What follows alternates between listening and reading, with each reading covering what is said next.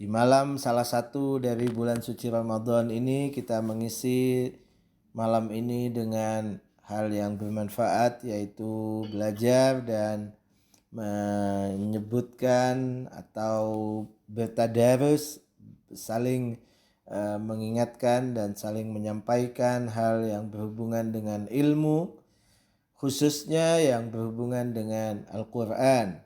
Saya diminta untuk menyampaikan hubungan Al-Quran dengan hukum Allah Subhanahu wa Ta'ala.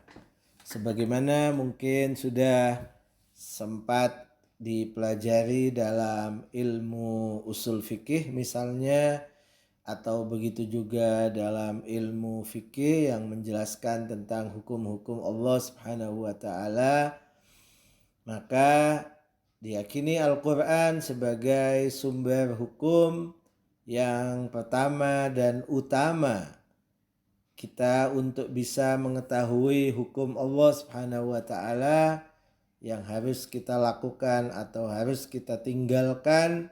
Itu adalah bersumber kepada Al-Quran, kepada wahyu Allah Subhanahu wa Ta'ala yang diturunkan kepada Nabi kita Muhammad sallallahu alaihi wasallam dan dinukil secara mutawatir, ya, yang ada di tengah kita kaum muslimin, yang diawali dengan Bismillah surat Al-Fatihah dan diakhiri dengan surat An-Nas, yang juga diyakini sebagai ibadah. Di saat kita membacanya, kita dianggap beribadah dan mendapatkan pahala dengan membacanya. Karena itu Al-Quran sebagai wahyu Allah yang disebutkan juga di dalam banyak ayatnya adalah sebagai hudan, sebagai petunjuk bagi kaum yang bertakwa pada sebagian ayat, hudan lil muttaqin, sebagian lagi menyebutkan hudan linnas, petunjuk bagi manusia. Di ayat yang lain disebutkan sebagai hudan wa bushra lil mu'minin, ya.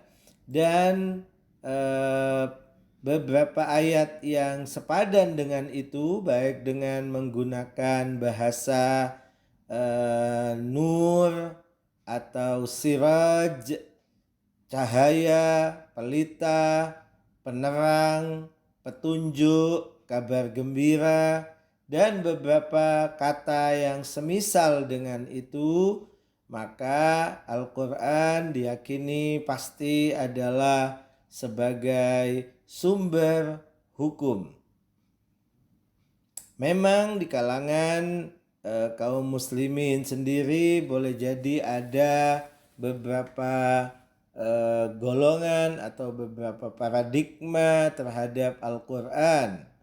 Dari mereka yang meyakini bahwa Al-Quran itu adalah suci, Al-Quran adalah kalam ilahi, Al-Quran adalah tidak kemudian berhubungan langsung membicarakan tentang berbagai katakan hukum keseharian kita. Karena itu sebagian ingin menafikan atau menegasikan bahwa Al-Quran adalah kitab hukum. Sebagian lagi adalah sebaliknya, justru menganggap bahwa Al-Quran adalah tidak terlalu beda dengan ungkapan, perkataan, ya, kalimat yang disampaikan atau yang bisa dengan mudah dipahami oleh setiap manusia. Tentu kita tidak akan berpihak dengan yang pertama ataupun yang kedua. Kita akan berada di tengah daripada keduanya, yang meyakini bahwa satu sisi memang betul Al-Quran adalah kitab dan kalamullah, firman Allah yang maha tinggi, ya, firman Khaliq yang tidak bisa disamakan dengan makhluk. Tetapi pada saat yang sama Dia diturunkan untuk manusia. Dia diturunkan bukan untuk malaikat. Dia diturunkan bukan sekedar ingin menunjukkan tentang ketinggian sastra ataupun bahwa kalamullah itu adalah sesuatu yang suci belaka. Tetapi dia diturunkan seperti pada banyak ayat tadi yang saya bacakan adalah untuk guidance, untuk petunjuk pada manusia. Kata petunjuk adalah paling tidak menunjukkan kepada kita manusia hal yang bisa mendekatkan diri kita kepadanya. Hal yang dapat menghantarkan manusia kepada kebahagiaan dunia dan akhirat. Petunjuk paling tidak adalah yang menunjukkan kepada kita bagaimana berterima kasih kepada Allah Subhanahu wa taala sebagai Tuhan yang telah menciptakan kita manusia. Petunjuk yang menunjukkan bagaimana kita mengekspresikan rasa syukur dan penghambaan kita kepada Allah Subhanahu wa taala. Setiap manusia yang berakal sehat pasti dia memahami dengan akalnya bahwa kalau kita sudah yakini bahwa kita adalah makhluk, artinya kita diciptakan. Kita bukan ada dengan sendirinya di dunia ini. Begitu juga kita bukan pencipta. Bukanlah diri kita yang menciptakan diri kita. Sebagai jawaban daripada pertanyaan Allah Subhanahu wa taala misalnya dalam sebuah ayat Al-Qur'an, am khuliqu min ghairi syai'in am humul khaliqun. Hendaklah manusia berpikir dengan akalnya, apakah dia diciptakan tanpa sesuatu, artinya dia ada dengan sendirinya tanpa diciptakan, ataukah manusia itu menciptakan dirinya sendiri? Tidak ada pilihan lain. Dalam artian kedua pertanyaan ini adalah salah. Pasti ada opsi ketiga. Tak mungkin kemudian kita akan menjawab bahwa manusia ada dengan sendirinya. Karena manusia adalah akibat. Manusia adalah mumkinul wujud, yang bisa ada dan bisa tidak. Maka untuk menjadi ada, dia perlu kepada pengada, perlu kepada pencipta. Dan tidak mungkin penciptanya itu adalah diri kita sendiri. Karena kita bukan apa-apa sebelum diciptakan. Tidak bisa yang sebelum apa-apa itu kemudian menciptakan. Tidak bisa yang kemudian nothing itu akan kemudian berbuat, bahkan mengadakan dan menciptakan. Karena itu akal sehat manusia akan mengatakan bahwa kita adalah diciptakan. Kita adalah makhluk, artinya ada sang khaliq, sang pencipta. Dan dialah yang kemudian memberikan berbagai fasilitas kepada kita. Dialah yang memberikan berbagai karunia kehidupan kepada kita. Sehingga dengan demikian akal sehat kita juga mengatakan bahwa kita wajib mengenal siapa pencipta kita. Dan yang kedua, kita wajib untuk berterima kasih kepada pencipta tersebut. Bagaimana cara kita berterima kasih kepadanya? Tiada lain kecuali kita mendengarkan apa katanya. Kecuali kita melakukan sesuai dengan keinginannya. Kecuali kita bertanya kepadanya apa yang harus kami lakukan, sehingga kami dianggap sebagai makhluk bersyukur, sebagai hamba yang bersyukur kepadanya. Dalam kehidupan manusia, dalam antara kita memahami dengan baik bahwa syukur itu artinya adalah melakukan apa yang sesuai dengan sang pemberi. Saya mungkin pernah mencontohkan di kelas bahwa jika ada yang memberi kita sejadah misalnya, maka rasa syukur kita, bentuk terima kasih kita kepada orang tersebut yang memberi kepada kita sejadah adalah menggunakannya sesuai dengan keinginannya. Dia pasti berkeinginan sejadah itu untuk kita gunakan dalam sholat kita, sesuai dengan fungsinya, sesuai dengan perannya. Maka pasti kita akan disalahkan, pasti kita tidak akan kemudian dianggap sebagai manusia yang bersyukur dan berterima kasih kepadanya ketika kita menggunakan sejadah itu misalnya hanya untuk keset kaki kita, mengeringkan kaki kita, atau lebih dari itu mengeringkan dan membersihkan sepatu kita. Dia pasti marah dan tidak mungkin kita akan mengatakan, bukankah engkau telah memberikan kepadaku? Bukankah Anda telah menyerahkan itu kepada saya dan itu menjadi hak milik saya? Apalagi hubungan Anda dengan saya untuk kemudian mengatur dan melarang untuk kemudian saya pergunakan apa sejadah tersebut.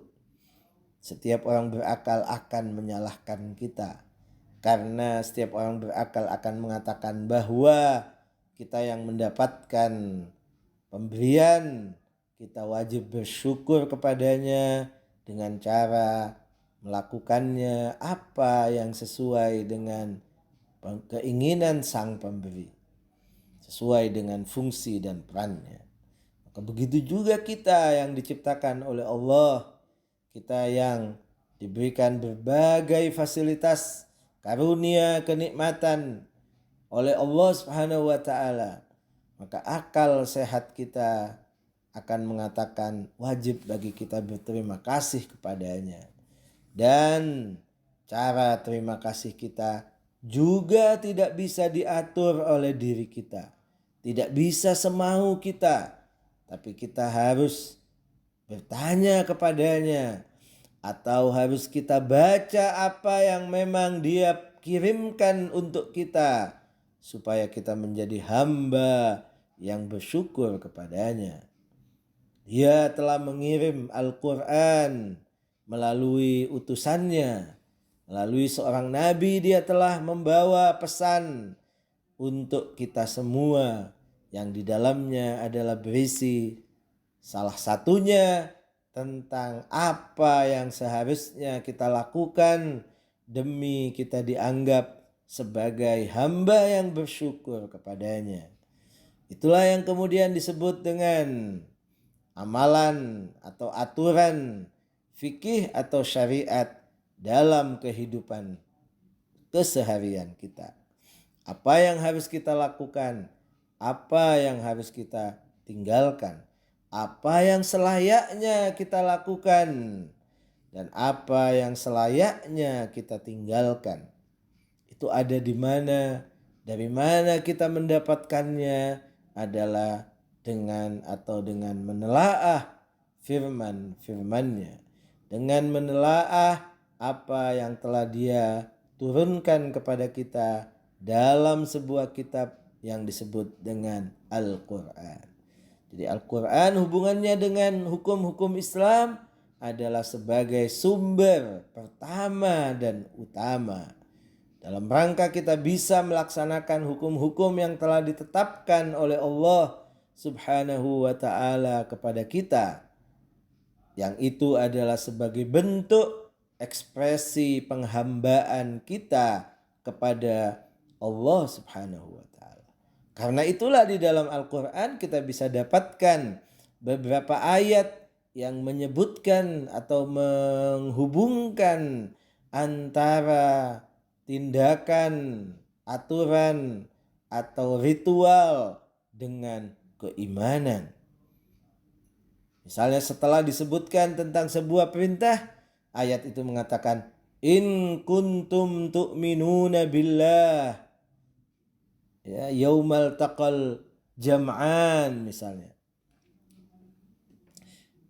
Hal itu adalah wajib bagimu kalau kamu beriman kepada Allah. Artinya hubungan erat antara iman kita bahwa kita diciptakan oleh Allah dengan kita melaksanakan hukum yang sudah ditentukan oleh Allah kepada kita. Di ayat yang lain misalnya Allah menyebutkan dengan ya ayyuhalladzina amanu kutiba alaikumusiyam, misalnya salah satu contoh pada puasa. Begitu juga pada tentang wudhu, sholat, ya, haji, dan seterusnya. Allah Subhanahu wa taala seringkali dalam ayat-ayatnya menghubungkan antara iman dengan pelaksanaan perintahnya, itu amalan yang dia tetapkan bagi kita. Di ayat-ayat yang lain juga Allah Subhanahu wa taala menunjukkan bahwa apa yang diperintahkan oleh Allah di dalam Al-Qur'an itu adalah bukan untuk Allah Subhanahu wa taala, tetapi justru untuk kita. Misalnya dalam ayat haji dikatakan walillahi 'alan nas hajjul baiti man istata'a ilaihi sabila wa man kafara fa innallaha ghaniyyun 'anil 'alamin. Telah diwajibkan kepada manusia oleh Allah kewajiban untuk berhaji ke Baitullahil Haram bagi mereka yang memenuhi persyaratan, bagi mereka yang telah disebut dengan mustati, bagi mereka yang telah tercukupi segala persyaratan baik ongkos perjalanan, ongkos yang ditinggal, ongkos yang selama dia tinggal ada di Mekah dan Madinah misalnya, dan beberapa hal lainnya. Itu apa? Karena Allah membutuhkan haji kita? Tidak. Ayat itu melanjutkan wa man kafar, dan siapa yang ingkar, artinya tidak mau melakukannya, menolak perbuatan itu. Allah adalah maha kaya terhadap alam semesta ini. Allah tidak butuh sedikit pun kepada apa yang kita lakukan. Itu banyak sekali dalam ayat Al-Quran menyebutkan hal itu, yang menunjukkan bahwa Al-Quran adalah kitab suci yang menunjukkan kepada kita, yang mengantarkan kita, yang mengajarkan kepada kita apa yang kita sebut dengan hukum-hukum Islam, apa yang memang menjadi bentuk penghambaan kita kepada Allah Subhanahu wa taala. Kemudian dalam ayat Al-Quran juga disebutkan bahwa aturan itu, perintah dan larangan itu adalah ada filosofinya, ada latar belakangnya, ada sebab-sebabnya. Mengapa Allah Subhanahu wa taala wajibkan atau mengapa Allah Subhanahu wa taala larang? Yang semua adalah berisi manfaat kepada manusia. Setiap kewajiban yang Allah wajibkan karena di dalamnya terdapat manfaat yang harus diterima oleh manusia. Begitu juga sebaliknya, ketika Allah melarang, maka itu artinya ada mudarat, ada bahaya, ada kerugian kalau itu dilakukan oleh manusia. Coba lihat dalam ayat pengharaman, misalnya khamar, ya, minum-minuman yang memabukkan. Begitu juga judi. Allah Subhanahu wa taala menyebutkan bahwa walaupun di situ boleh jadi ada manfaatnya, tetapi bahayanya, kerugiannya adalah jauh lebih besar. Kemudian di ayat yang lain Allah Subhanahu wa taala menyebutkan bahwa itu semua adalah ajakan setan. Innama yuridu syaitanu an yuqi'a bainakumul adawata wal baghdha'a fil khamri wal maisir wa yasuddakum an dzikrillah. Ingat, ayat-ayatnya adalah petunjuk untuk kehidupan, bukan sekedar bacaan yang perlu dibaca dan mendapatkan pahala, tetapi tidak berhubungan dengan kehidupan. Sehingga dikatakan bahwa Al-Quran bukan kitab hukum, tapi Al-Quran adalah kalam Allah yang sangat tinggi. Tapi pada saat yang sama juga kita menolak bahwa Al-Quran adalah sebagai kitab yang dipahami dengan mudah oleh setiap orang dan kemudian setiap orang mengamalkan sesuai dengan pemahamannya. Tentu tidaklah demikian. Tentu di antara keduanya adalah perlu untuk dijelaskan bahwa betul Al-Quran adalah kalamullah, tapi bisa dipahami oleh manusia. Dia adalah kalamun arabiyyum mubin. Dalam ayat Quran disebut dia adalah pembicaraan berasal dari bahasa Arab yang nyata, yang jelas.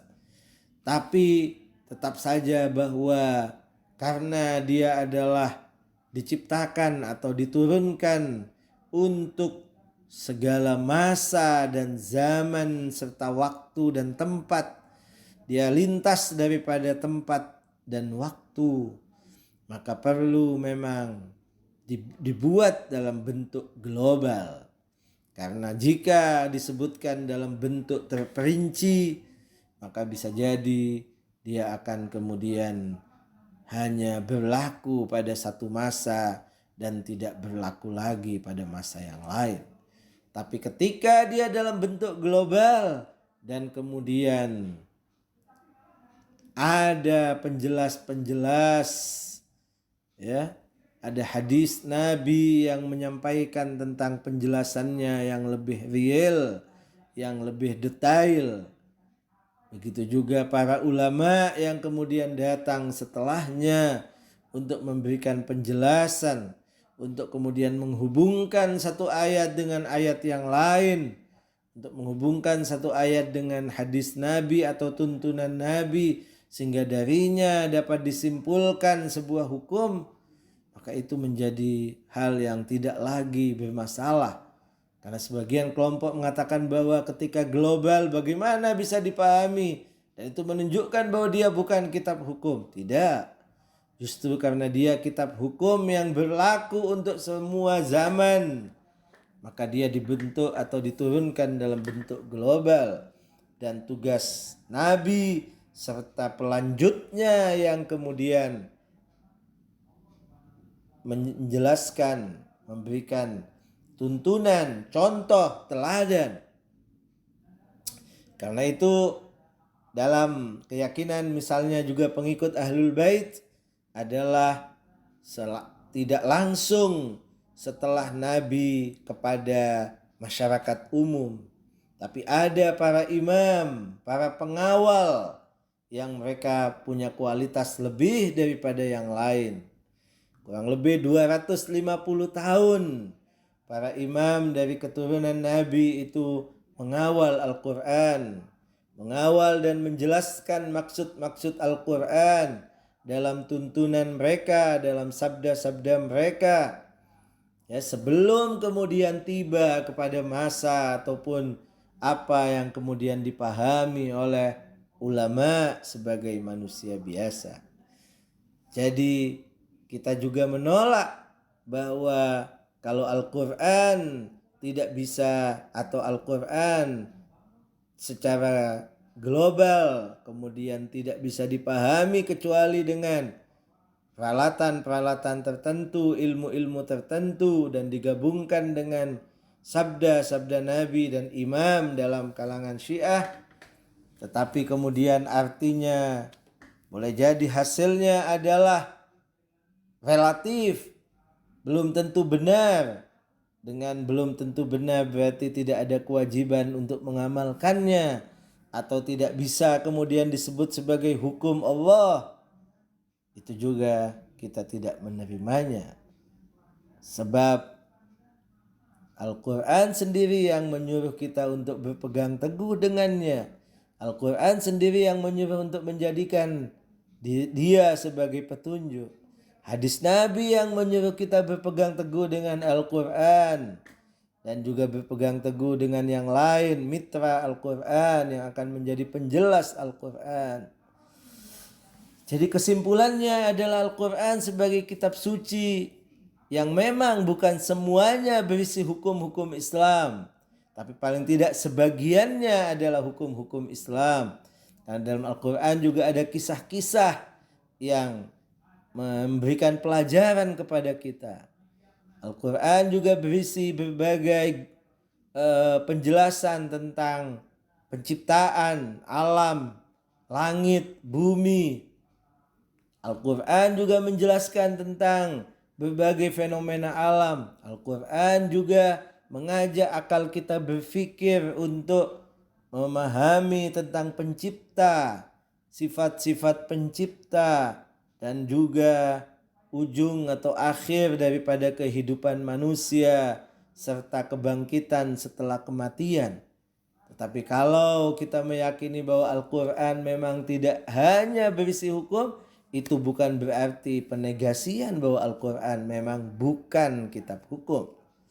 Tetap kita bisa katakan bahwa Al-Quran adalah berisi sebagiannya tentang hukum-hukum Islam yang harus kita jalankan. Pada saat yang sama kita juga menolak bahwa kemudian Al-Quran adalah sederhana dipahami. Sebagaimana bahkan buku atau kitab yang ditulis oleh manusia, tapi tidak sembarang orang bisa memahaminya. Perlu kepada ilmu-ilmunya, perlu kepada kunci-kuncinya, perlu kepada prinsip-prinsip dalam memahami sebuah teks. Begitu juga karena berhubungan dengan bahasa, maka diperlukan belajar bahasa dan memahami seluk-beluk bahasa. Maka begitu juga Al-Quran.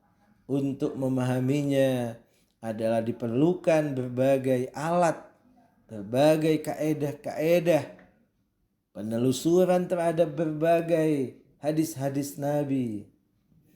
Saya ingin mencontohkan dua ulama kita yang terkenal, yaitu misalnya Syahid Murtadho Mutahari, begitu juga Allama Muhammad Hussein Tobatobai. Syahid Murtadho Mutahari misalnya Anda bisa baca di buku beliau yang berjudul Jilbab atau Hijab, ya. Sebuah buku kecil yang beliau tulis yang mengupas tentang kewajiban hijab bagi seorang perempuan. Beliau di situ menyampaikan berbagai dalil, ayat Quran dan seterusnya.